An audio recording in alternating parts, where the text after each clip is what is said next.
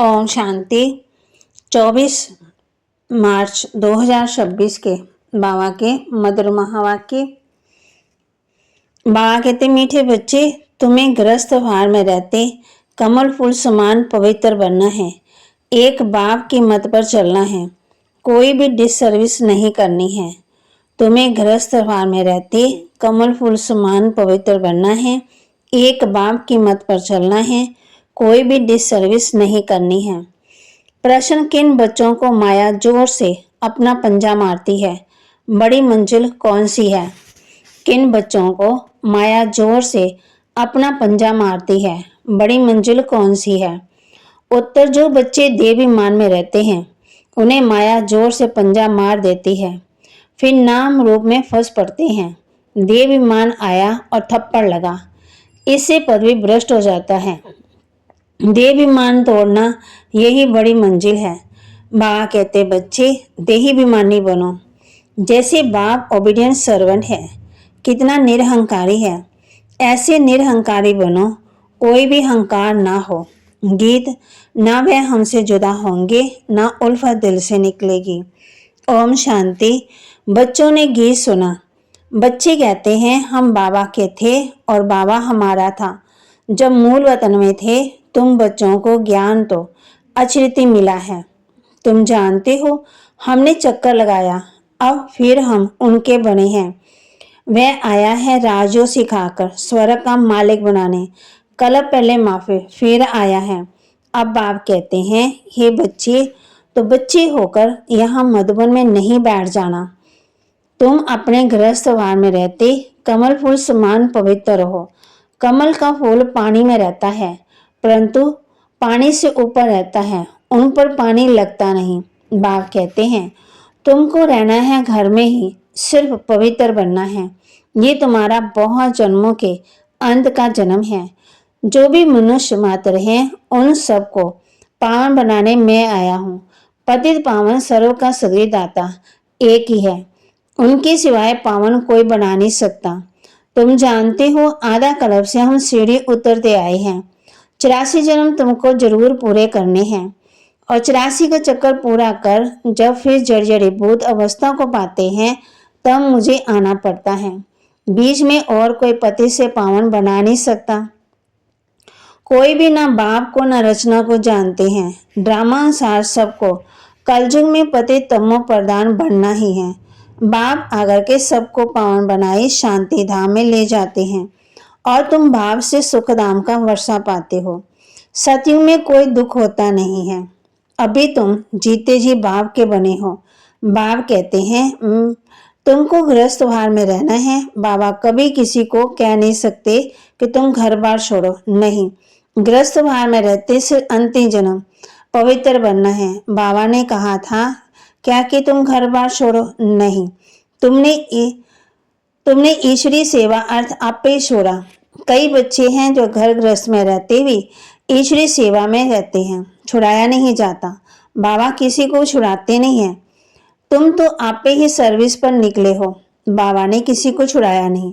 तुम्हारे लौकिक बाप शादी के लिए कहते हैं, तुम नहीं करते हो क्योंकि तुम जानते हो कि अब मृत्यु लोक का अंत है, शादी बर्बादी ही होगी। फिर तुम पावन कैसे बनेंगे? हम क्यों ना भारत को स्वर्ग बनाने की सेवा में लग जाएं।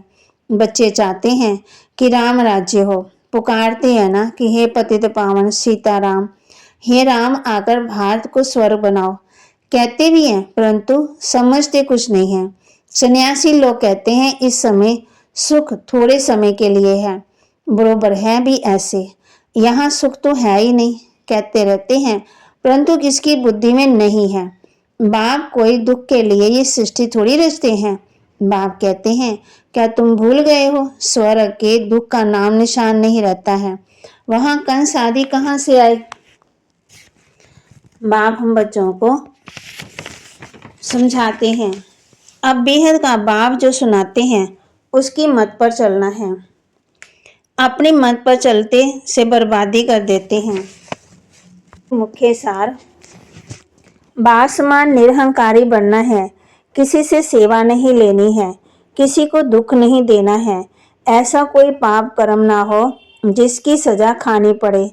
आपस में बहुत प्यार से रहना है, शिरखंड होकर रहना है, एक बाप की श्रीमत पर चलना है, अपनी मत पर नहीं। वरदान, सेकंड में दे रूपी चोले से न्यारा बन, कर्म भोग पर विजय प्राप्त करने वाले सर्वशक्ति संपन्न भव।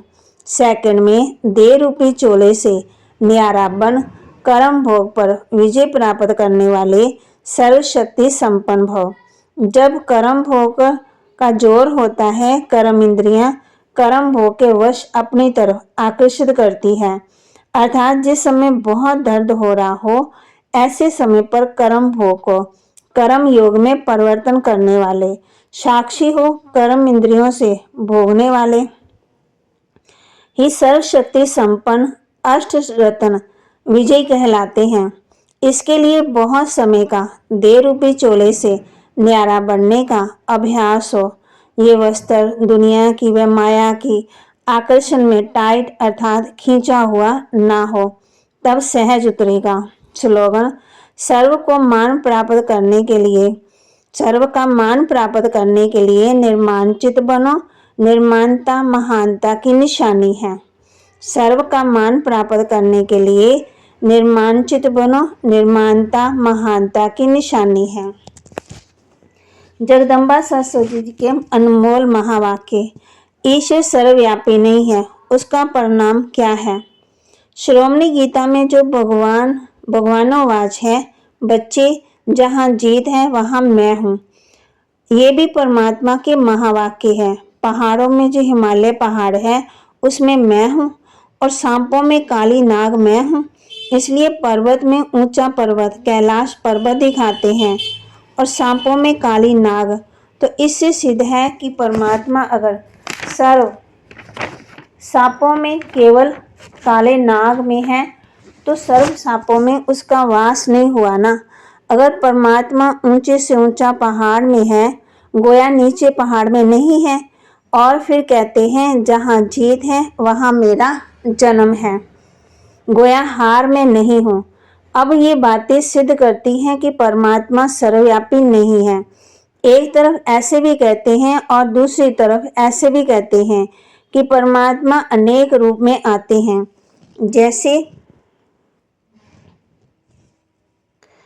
जैसे परमात्मा को 24 अवतार में दिखाया है। कहते हैं कश मश आदि सब रूप परमात्मा के हैं। अब ये है उन्हों का मिथ्या ज्ञान। ऐसे ही परमात्मा को सर्वस्व समझ बैठे हैं, जबकि इस समय कलयुग में सर्वस्व माया व्यापक है, तो फिर परमात्मा व्यापक कैसे ठहरा। गीता में भी कहते हैं कि मैं फिर माया में व्यापक नहीं हूँ। इससे सिद्ध है कि परमात्मा सर्वव्यापी नहीं है। निराकारी दुनिया आत्मा और परमात्मा के रहने का स्थान। अब ये तो हम जानते हैं कि जब हम निराकारी दुनिया कहते हैं तो निराकार का अर्थ ये नहीं है कि उनका कोई आकार नहीं है।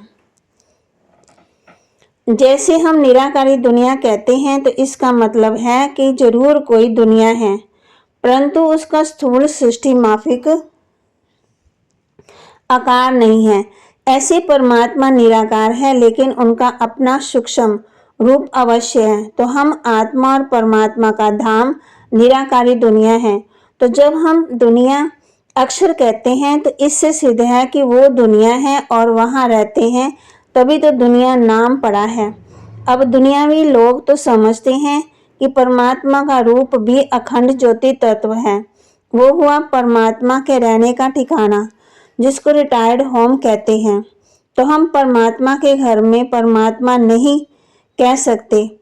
अब दूसरी है अकारी दुनिया, जहाँ ब्रह्मा विष्णु शंकर देवताएं अकारी रूप में रहते हैं।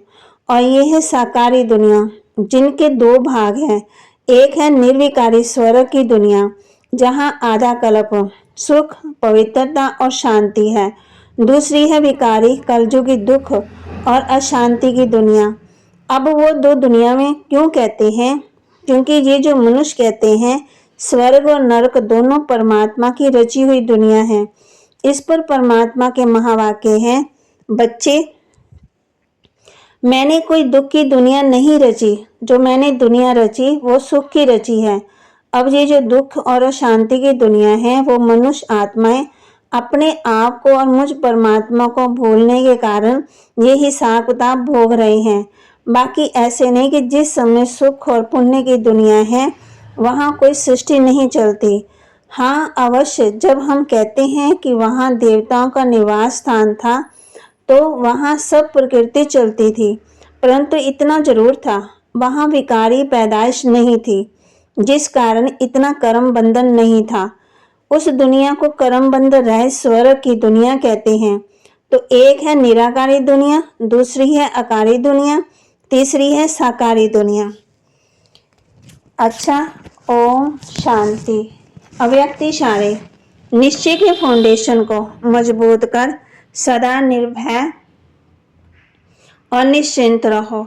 साकार में अगर कोई निमित्त श्रेष्ठ आत्मा साथ में होती है तो उनसे कोई भी बात वेरीफाई तो बाबा कहती वेरीफाई कराने के बाद निश्चय और निर्भयता से करो, इससे समय भी वेस्ट नहीं जाएगा। तो बाबा के महावाक्य को लाइक और शेयर और सब्सक्राइब करें और अपने जीवन में जरूर धारण भी करें। निराकारी दुनिया आत्मा और परमात्मा का रहने का स्थान। ओम शांति।